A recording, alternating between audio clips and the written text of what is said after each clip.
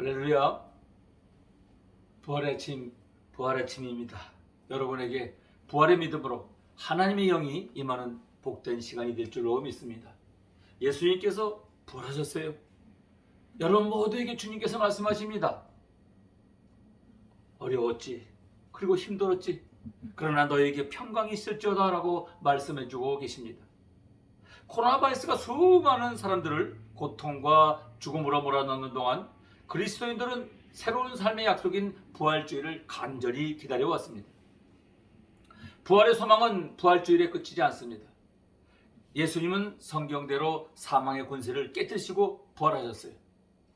예수님의 부활은 또한 하나님께는 죽은 생명을 다시 살리시는 일을 비롯해서 불가능한 것이 아무것도 없다는 사실을 우리에게 보여주셨습니다.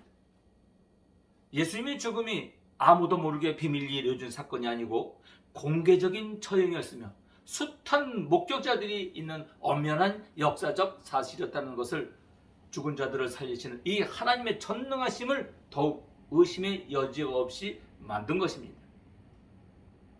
예수님의 부활은 하나님께서 행하시는 일에 대해 사람들과 이 세상과 그 뒤에 있는 사탄이 제 아무리 머리를 짜내고 온갖 힘과 수단을 동원해 간계를 부려도 다 헛것임을 말해줍니다. 그들이 꾸미는 모든 일은 일시적으로 성공하는 것 같아 보여도 결국은 허사로 돌아가고 만드는 사실을 분명히 알려줍니다. 하나님의 사람들이 이 세상에 지는 것 같이 보여도 그들에게는 반드시 하나님께서 이루시는 최후의 승리가 주어짐을 증명해 줍니다. 예수님의 부활은 그 어떤 일이 있었어도 하나님에 대한 우리의 신뢰가 절대적이어야 함을 가르치는 사건입니다. 전능하신 하나님, 죽은 자까지 살리시는 이 부활의 주님이신 하나님에 대한 신뢰 때문에 그 어떤 경우에도 심지어는 죽음이라는 최후의 상황에서조차도 우리는 희망을 잃지 말아야 함을 깨닫게 해주는 것입니다. 기독교 신앙은 십자가의 중심으로 요약하면 예수님께서 십자가에서 죽으시고 그 예수로 인해서 거듭 태어나는 것입니다.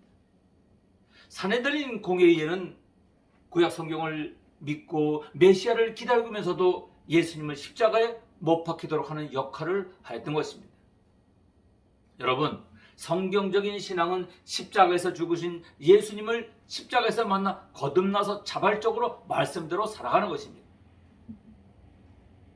예수님은 하나님의 경륜에 따라서 십자가에서 사형당하는 길을 따르셨지만 인자를 파는 그 사람에게는 화가 있으리로다. 그 사람은 차라리 나지 아니했더라면 죄에게 좋을 뻔했더라라고 주님께서 말씀하셨어요. 예수님께서 잡히기 전에 십자가의 죽음을 제자들에게 말씀하시고 마지막으로 성만찬을 하셨습니다. 떡과 포도주를 주시면서 받아 먹으라. 이것은 내 몸이니라. 너희가 이것을 마시라. 이것은 죄 사함을 얻게 하려고 많은 사람을 위하여 흘리는 나의 피 곧 언약의 피라라고 말씀하셨던 것입니다. 예수님의 살과 피를 먹는 하나님의 백성은 속죄에 대한 감사한 마음과 십자가의 고통과 은혜로 인한 부활과 영생을 누릴 기회를 얻게 된다는 것을 기억하게 합니다. 오늘 저희도 말씀을 마치고 곧 이어서 성찬식을 거행하도록 할 것입니다. 성만찬은 예수님께서 제자들과 마지막으로 가시던 6월절 만찬의 식탁을 통해서 제정된 성례전입니다. 성례전은 두 가지가 있는데 세례와 성만찬입니다. 두 가지 성례전 가운데 하나가 식탁에 둘러앉아 떡과 포도주를 나누는 예전입니다. 예수 그리스도의 십자가를 통한 이 구원의 사건이 성만찬을 통해서 오늘 우리에게 구체화된 것이죠. 다시 말해서 식탁에 둘러앉아 떡을 먹고 포도주를 마실 때 우리는 구체적으로 예수님께서 이루신 이 구원에 참여하게 되는 것입니다. 우리의 죄가 대속되어 하나님과 화해하게 되는 이 놀라운 구원의 은총이 밥상에서 이루어진 것입니다. 성만찬의 식탁은 구약 성경에 나타난 유월절의 식사와 그리고 시내산에서 하나님 앞에서 함께 나눈 계약 식사와 관계가 있고 뿐만 아니라 예수님께서 많은 우리들을 먹이신 일이나 부활 후에 제자들과 나누는 식탁이나 그리고 계시록에 나타난 어린 양의 잔치까지 연결되어지는 것입니다. 성경에 나타난 중요한 사건들이 식탁을 통해서 이루어지고 있음을 보게 됩니다. 밥상에 둘러앉아 같이 먹음을 통해서 새로운 공동체를 형성해 온 것입니다.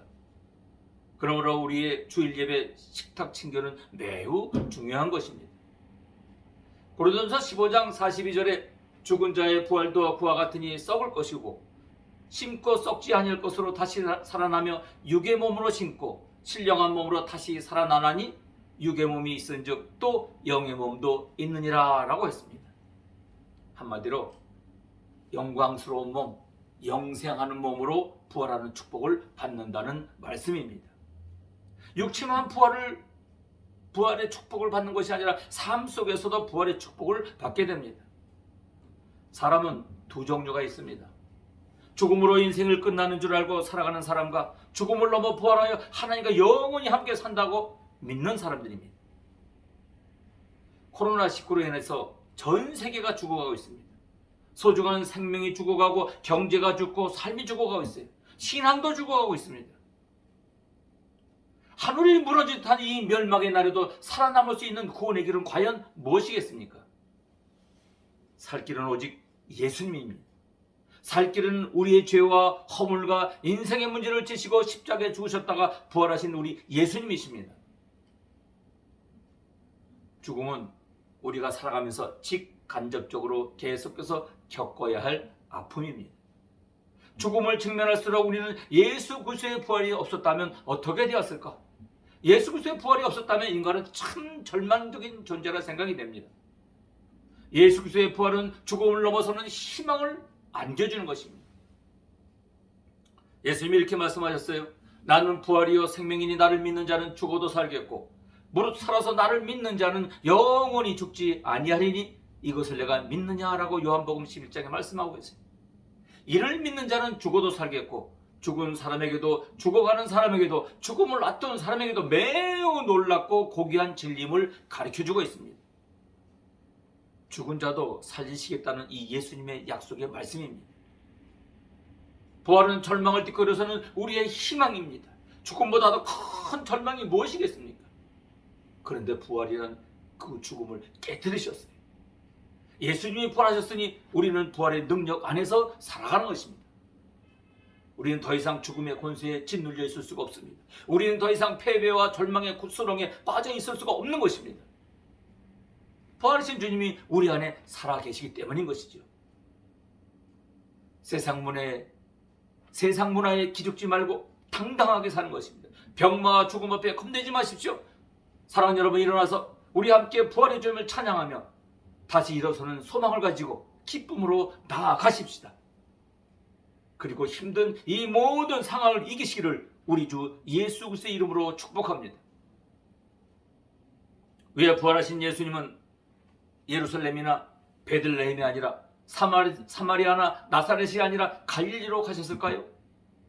갈릴리에서 만나자고 하신 것은 제자들이 예수님과의 관계를 회복시키기 위함인 것입니다. 제자들은 십자가의 사건 전에 모두 주량당을 쳤어요. 그 중에서도 제일 죄송한 마음을 가진 사람 베드로는 죽음의 자리까지 함께 가겠다고 호언장담하였으나 결국은 도망을 쳤고 예수님을 모른다고 3번 부인하고 저주까지 하지 않았습니까? 예수님은 그런 제자들의 마음을 다 아셨어요. 그래서 제자들을 갈릴리에서 다시 만나자고 하셨어요. 예수님은 갈릴리에서 제자들과 처음 만났던 시간들을 회상하면서 예수님의 기적을 베푸심과 그때의 감격과 기쁨을 다시 회상시키려고 하셨던 것입니다. 예수께서 먼저 갈릴리에 가셨어요. 먼저 가서 기다리는 우리 예수님, 앞서가시는 주님의 모습을 발견할 수가 있습니다. 주님은 언제나 먼저 가셨어요. 먼저 발을 씻겨 주셨고, 먼저 섬겨 주셨고, 먼저 고난을 받으셨는가 하면 먼저 죽으셨고 부활하셨습니다. 부활하신 예수님, 회개하면 용서하겠다가 아닙니다. 이제 용서하고 제자들 찾아가셨습니다. 돌아오면 사랑하겠다가 아니라 이미 사랑하기에 먼저 갈릴리로 달려가셨어요. 거기 예수님이 먼저 찾아와 계셨습니다. 할렐루야. 부활하신 예수님, 왜 제자들보다 먼저 갈릴리로 갈 것이라고 말씀하셨을까요? 부활하신 예수님 가장 소중한 일을 갈릴리에서 제자들과 함께 완성하시겠다는 이야기입니다. 그 일이 무엇일까요? 예수님과 제자들에게 있어 갈릴리는 삶의 출발점이요 사명이 시작된 곳입니다. 특히 제자들에게 갈릴리는 주님을 처음 만난 곳이요 제자로서의 훈련을 받은 곳입니다. 예수님은 제자들을 갈릴리에서 다시 만남으로써 제자들에게 다시 한번 사명을 불러 일으키려고 하셨던 것입니다. 부활하신 예수님은 무엇보다 가장 소중히 여기는 그 사역이 무엇입니까? 제자들보다 먼저 갈릴리에 가서 기다리세요. 왜요? 내가 한번 구원하기로 예정한 이 사역, 내가 너를 선택한 이 일, 내가 너를 하나님의 자녀로 부른 이 부르심, 너를 구원한 이 구원의 일, 세상에 어떤 위기가 있어도 어떤 어려움이 있어도 어떤 연약함이 들어온다 할지라도 구원은 빼앗기지 아니할 것이야. 한번 구원한 자녀는 영원한 하나님의 자녀이다. 오늘 부활주일 만나야 될 예수님이 어떤 예수님이에요? 이 위기 상황 속에서 어떤 소식을 들어야 할까요? 갈릴리는 예수님의 제자들과 첫사랑을 맺은 곳입니다. 거기서 제자들과 예수님이 만났어요. 빈 그물을 들고 만났어요. 거기서 예수님과 함께 살았어요. 산에 올라 복음, 산상복음을 들었어요. 거기에서 죽은 자를 살리는 것을 보았고 병든 자를 살리는 것을 보았고 오병이의 도시락 하나가 5,000명을 먹이는 것을 보았던 것입니다. 이 사실을 일깨워주기 위해서 부활하신 예수님이 갈릴리로 가셨던 것입니다. 갈릴리에서 만나자. 무슨 얘기예요? 인생 살다가 힘들고 어려운 일이 있다고 주님과 맺었던 첫사랑 잃어버리고 살아가지는 않았니? 처음 교회 와서 눈물 흘리며 예배하던 예배의 감격을 잃어버리고 살아가지 않았느냐? 죽음의 자리에서 주님을 만나고 평생 주님과 더불어 살겠다고 다짐했던 첫사랑을 잃어버리지는 않았느냐? 가슴이 뜨거워서 견딜 수가 없었던 그 첫사랑, 말씀 붙들고 울고 울던 그 사랑, 기도하다가 감격에 젖어서 있었던 그 첫사랑을 잃어버리지는 않았느냐? 그래서 갈릴리에서 제자들과 예수님이 만났던 첫사랑을 회복하자는 것입니다. 이 어려운 위기 속에서 드려지는 예배를 통해서 여러분의 믿음의 첫사랑이 회복되기를 원합니다. 첫마음이 살아나기를 원합니다. 은혜가 커지는 부활주일이 되기를 축복합니다. 십자가에서 제자들의 죄를 담당하시고 용서하신 이 엄청난 진리를 가르쳐주기 위해서 갈릴리로 가셨던 것이에요. 내가 너를 한번 예정하고 선택하고 부르고 구원한 이 구원은 세상의 어떤 위기도 빼앗아갈 수 없느니라. 심지어 너희들이 나를 배신해도 때로는 너희들이 낙심하고 쓰러져도 이 구원은 빼앗기지 않는다 하시는 것입니다. 우리가 만나야 할 예수님, 부활의 예수님은 이 구원의 확신을 주시는 예수님인 것입니다. 내가 어디에 있든지 내가 먼저 그 자리에 달려가 내 구원의 자리를 지킬 거야. 이 일을 위하여 부활하신 예수님 갈릴리에 먼저 가 계신 것이에요. 인생 살다가 구원의 뿌리마저 흔들거릴 이 위기를 만난다 할지라도 눈을 크게 뜨고 살펴보십시오. 무릎을 꿇고 다시 한번 주님의 음성에 귀를 기울여 보시길 바랍니다. 하나님의 말씀을 펼쳐보세요. 그 자리에 예수님이 먼저 와 기다리고 계실 것입니다. 그리고 갈릴리로 먼저 가 계시는 것입니다. 갈릴리는 예수님이 잘하신 곳이고 말씀을 나누며 제자들을 교육하며 기적을 베풀었던 곳으로, 영적인 고향과 같은 곳으로, 다시 은혜의 관계에 들어갈 수 있는 곳으로 제자들을 부르신 것이에요. 또한 예수님의 부활을 확신하도록 하기 위함인 것이죠. 제자들 중에는 아직 믿지 않는 자가 있었다고 했습니다. 예수님 우리에게 말씀하세요. 부활하신 예수님을 믿고 구원받은 우리, 제자가 된 우리에게 말씀하세요. 기억하거라. 내가 그런 것처럼 너희도 갈릴리에서 시작하라. 낮고 비천한 자리에 사람에게 주저하지 않고 나아가거라. 내 민족, 내 동포만 사랑하지 말고 모든 민족을 사랑하고 그들에게 생명의 복음을 전하거라. 이것이 제자들과 사명받은 오늘 우리에게 말씀하시는 사명인 것입니다. 예수님이 갈릴리에서 만나자고 하신 것은 섬김과 사명의 정신을 기억하게 하시기 위함인 것입니다. 제자들과 함께 말씀을 전파하시다가 중요한 이적을 베푸신 것도 갈릴리 지방입니다. 물로 포도주를 만드시고 벳세다 광야에서 오병의 기적을 만드신 것도 갈릴리 지역입니다. 예수님의 중심 사역의 대부분을 갈릴리에서 행하신 것입니다. 예수님과 제자들에게 있어 갈릴리는 삶의 출발점이요 사명이 시작된 곳입니다. 특히 제자들에게 갈릴리는 주님을 처음 만난 것으로 제자로서 훈련을 받은 것입니다.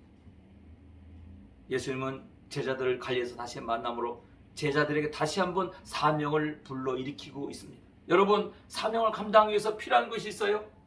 여러분, 사명을 받은 자들이 필요한 것이 있습니다.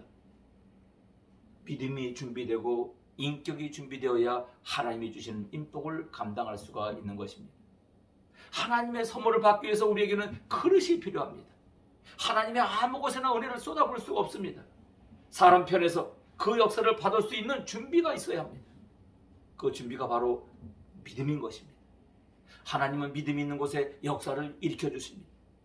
우리는 믿음이라는 그릇을 통해서 하나님의 역사를 내 것으로 삼는 것입니다.